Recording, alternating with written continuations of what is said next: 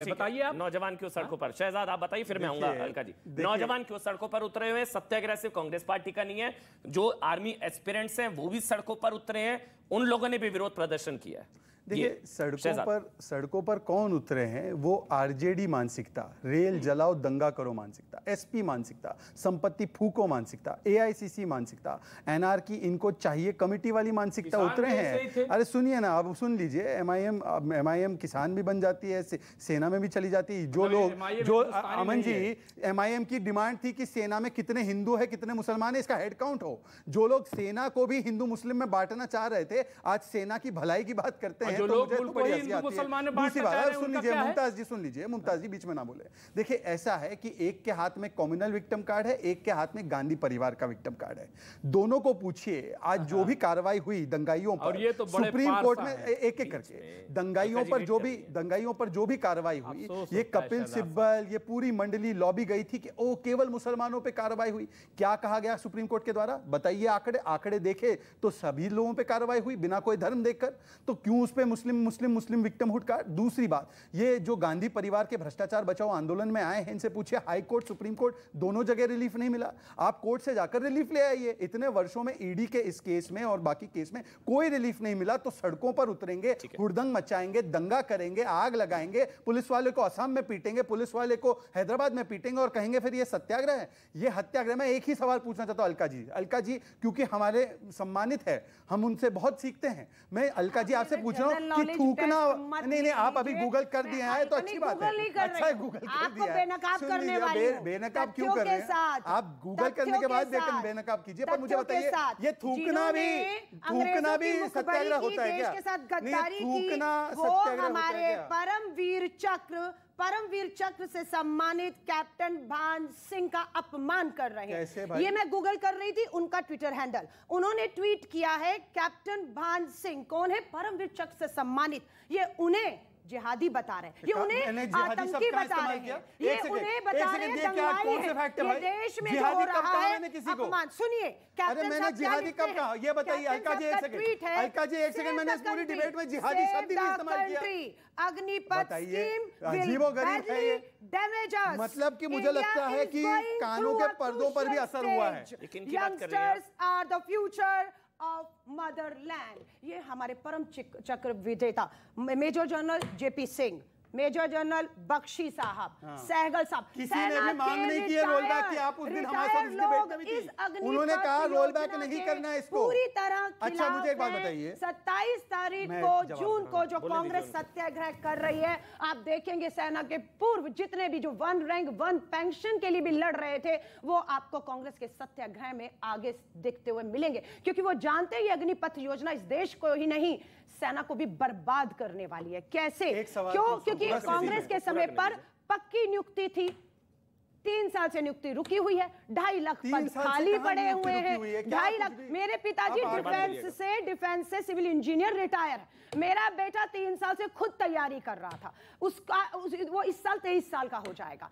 लेकिन उसके भी सपने टूट गए। झुंझुनू और हरियाणा वाले ने उनको बोलिए अग्निवीर बन सकते हैं वो, एक बेटे और उनको अग्निवीर बनने के बाद 25% आर्मी में जाएंगे, 75% सीआरपीएफ में जा सकते हैं। उनको अलग अलग जगहों पर मौका है, आरक्षण भी है, प्रेफरेंस भी है। उन माओ के 2 सपूतों ने आत्महत्या कर ली क्योंकि उनको लगा उनका सपना चूर हो गया। वो सेना में जाकर, सरहद पे जाकर मां भारती के लिए शहीद होकर कुछ डिबेट कर ले, ये भाषण का मंच बन जाएगा, ड्रामा का मंच बन जाएगा, तो मुझे लगता नहीं डिबेट हो पाएगी। उन्हें तिरंगा नहीं, देखिए ऐसा है कि सड़क पर बैठ के मैं ड्रामा नहीं कर सकता, मेरी गर्दन टूट गई, ये टूट गया मेरा, उस समय मैं भावुक हुई और मेरा भी दर्द निकल कर आया कि आपने उन कितने सपनों की हत्या की है।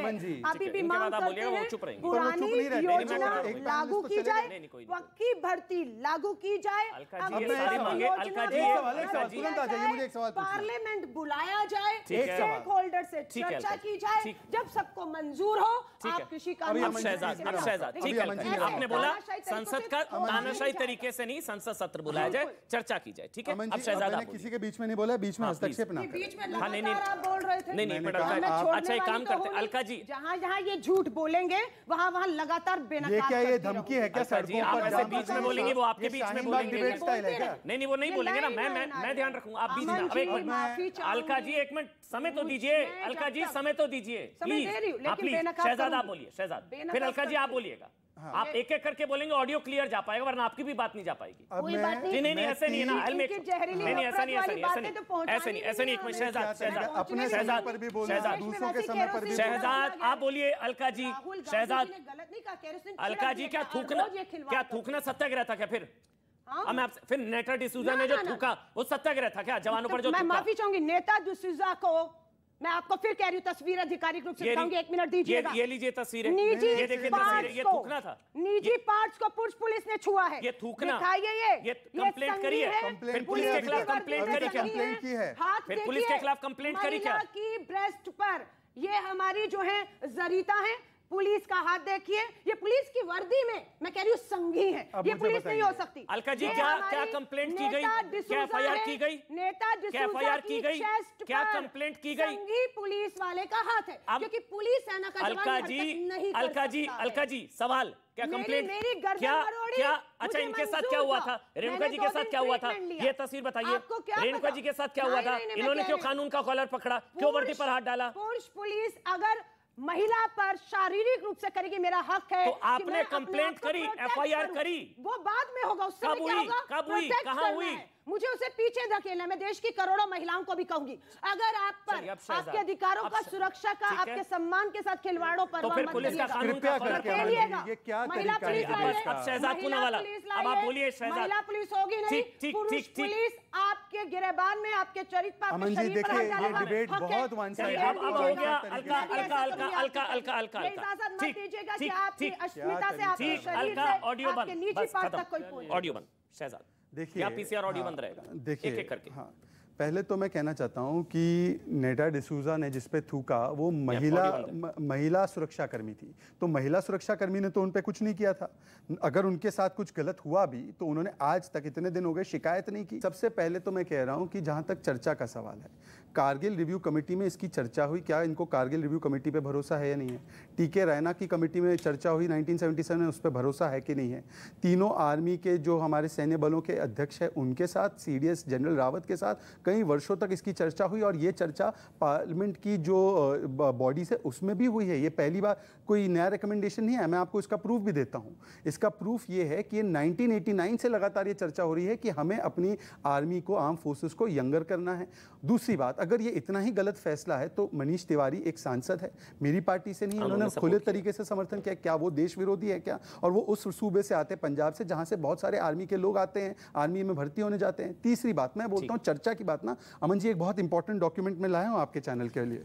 ये है यूनाइटेड स्टेट्स की सरकार का ऑफिशियल वेबसाइट का डॉक्यूमेंट, जिसमें कि लिखा गया है कि 1963 में कृष्णमाचारी, जो वहाँ पे मिनिस्टर थे, डिफेंस मिनिस्टर थे नेहरू की सरकार में, वो अमेरिका के साथ, मतलब कि मैकनमारा और जॉन एफ कैनेडी की सरकार के साथ तय कर रहे हैं कि कितनी स्ट्रेंथ होगी आर्म फोर्सेस की। क्या इस प्रकार की चर्चा चाहती हैं कि विदेशियों के साथ चर्चा करे? इसके ऊपर आज तक जवाब नहीं है कांग्रेस पार्टी का। चौथी बात, तो जहां तक चर्चा की बात है, मैंने बताया कारगिल रिव्यू कमेटी के अंदर चर्चा हुई है, टीके रैना कमेटी में चर्चा हुई है, 1989 से इसकी चर्चा हो रही है, जनरल रावत से इसकी चर्चा हुई है। तो क्या इन लोगों पर भरोसा नहीं है? और क्योंकि कांग्रेस पार्टी के लोगों के साथ चर्चा नहीं हुई, 1965 में इमरजेंसी कमीशन हुआ, उस समय पर भी सरकार ने आर्म फोर्सेस के कहने पर फैसला लिया। तीसरी बात, आर्मी एस्पिरेंट सड़कों पर है, आर्मी एस्पिरेंट सड़कों पर है या कांग्रेस के द्वारा प्रायोजित तत्व सड़कों पर है, जो कि हर जगह आगजनी कर रहे हैं। इरफान अंसारी ने कहा खून से लथपथ होगा, इनके शेख हुसैन कह रहे आगजनी होगी, और उसके बाद जो है वो वहां पर गली गली जाकर लोग आग लगाने का काम कर रहे हैं। तो ये आर्मी और युवा के ऊपर मत डाला जाए। आज बता दिया गया है कि युवा जो आर्मी में जाना चाहता है वो कभी ऐसी अनुशासनहीनता नहीं करता। वो जो भी लोग अरेस्ट हुए हैं वो 27-28 के वर्ष के हैं। जो एनएसयूआई का डिस्ट्रिक्ट प्रेसिडेंट हुआ है सहारनपुर में अरेस्ट, वो उसकी तो एज भी नहीं थी। इसका मतलब कि ये प्रायोजित हिंसा है। मेरी बात पूरी हो जाने दीजिए। तीसरी बात मैं इनको बताना चाहता हूं कि इन्होंने जो चर्चा की, ओआरओपी पे 42 वर्ष चर्चा, ओआरओपी लागू किया, 9 वर्ष चर्चा बुलेट प्रूफ जैकेट पर लागू किया, जो 10 वर्ष सीडीएस पर चर्चा लागू किया, इतने वर्षों तक रफाल नहीं खरीदा, सिर्फ चर्चा करते रहे। चर्चा की कि एलएसी पर क्या करना है, पर कभी भी इंफ्रास्ट्रक्चर नहीं बनाया। एक सेकंड, नेशनल वॉर मेमोरियल पे 50 वर्ष चर्चा नहीं बनाया। आज आर्मी का बजट कितना है और 2014 में जब छोड़ के गए थे आर्मी का बजट, डिफेंस का बजट कितना था, ये बता पाएंगी? नहीं बता पाएंगी, जैसे उनको 3 चीफ्स के नाम नहीं पता। चलिए अब अलका जी, सवाल ये है कि आर्मी एस्पिरेंट्स इसके खिलाफ है? हाँ। मैं पूछ रहा हूं आपसे, आर्मी एस्पिरेंट्स इसके खिलाफ है आपके हिसाब से, अग्निवीर योजना के खिलाफ? नहीं, वो बिल्कुल बिल्कुल खिलाफ है। नाम इसका मतलब ये है कि जब जुलाई में योजना खुलेगी आवेदन नहीं आएंगे? आवेदन आएंगे, क्योंकि देश में बेरोजगारी, आवेदन आएंगे तो मतलब भुखमरी की कगार पर देश आ रहा है। 80 करोड़ लोगों को देश में मुफ्त राशन पे निर्भर करना पड़ रहा है। स्वीकारिए इस बात को। भूख, उनकी जो पेट की भूख है ना, वो वहां तक लेके जाएगी। मतलब रोजगार मिल रहा है ना? नहीं, रोजगार आप किसी को जलील करके, अपमानित करके, मजबूरी का फायदा उठा के देना चाहते हैं तो अलग बात है। अब मैं सेना जलील, ना ये किया जा रहा है। अब मैं जनरल स्वर्गीय विपिन रावत जी को कोट करके कह रही हूं। जनरल विपिन रावत जी का कहना था, हम सैनिकों को सियाचिन द्रास भेजते हैं और उन्हें लगभग 18,000 की मामूली पेंशन के साथ यंग एज में ही रिटायर कर देते हैं, फिर वो दूसरी नौकरियां ढूंढते हैं। मैं चाहता हूं कि वे लोग 58 साल तक नौकरी करें। ये जनरल विपिन रावत चाहते थे। उन्होंने क्या कर दिया, 17.5 साल का युवा आए, 21.5 साल में रिटायर हो जाए, भाजपा के नोटबंदी के बाद जो 500 मुख्यालय खड़े हैं उनके बाहर चौकीदारी करे और 4 साल में रिटायर। जनरल विपिन रावत क्या चाहते हैं, सम्मान की, परमानेंट। आपको लगता है ये चौकीदारी लायक होंगे ये लोग? नहीं, लायक नहीं। सेना का डिसिप्लिन सेना बंदा बनाकर भेजेगी। के विजय वर्गीय ने, जो महासचिव हैं, क्या कहा, चिंता मत करो, आपको प्राथमिकता देंगे। भाजपा के मुख्यालय में इन संघियों को, देश के गद्दारों को सल्यूट करिएगा। मैं कहती हूं उन्हें मंजूर हो तो जाए, लेकिन भूखमरी, गरीबी, बेरोजगारी सपना उन्हें लेकर जाएगा और 4 साल में वो ट्रेंड, हथियारों का ट्रेंड युवा, खुद बहुत से जर्नल्स ने कहा है, चिंता हो रही है अगर इन्हें रोजगार नहीं मिले। और जो उद्योगपति कह रहे हैं हम उद्योग देंगे प्राथमिकता पे, वो आज क्यों नहीं दे देते?